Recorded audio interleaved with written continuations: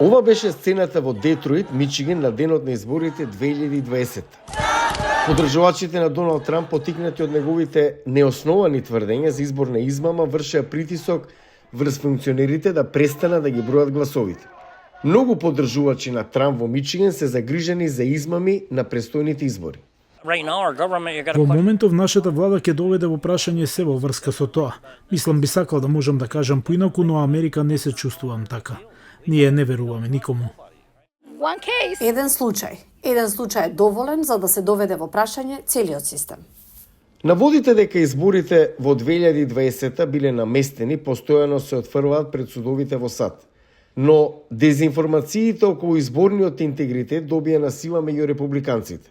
Анкетите покажува дека тие имаат поголема веројатност да му веруваат на Трамп за изборните резултати потврдени од владата.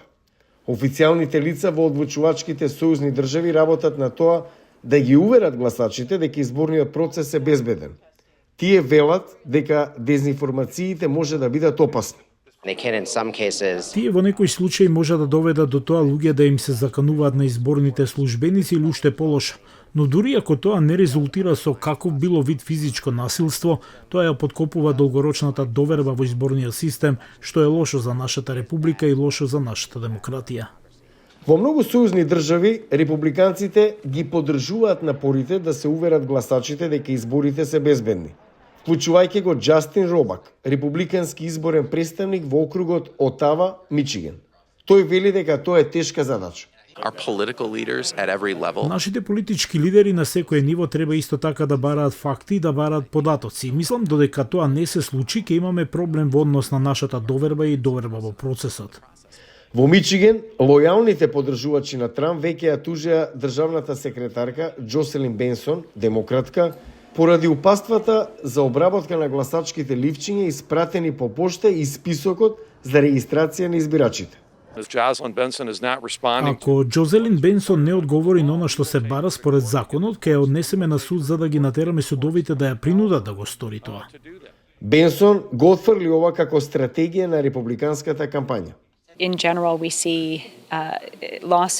Генерално, ние гледаме тужби како наводна правна стратегија, иако тие се реклама за да се расшират дезинформации или да се покрене сомнеш за нашите избори.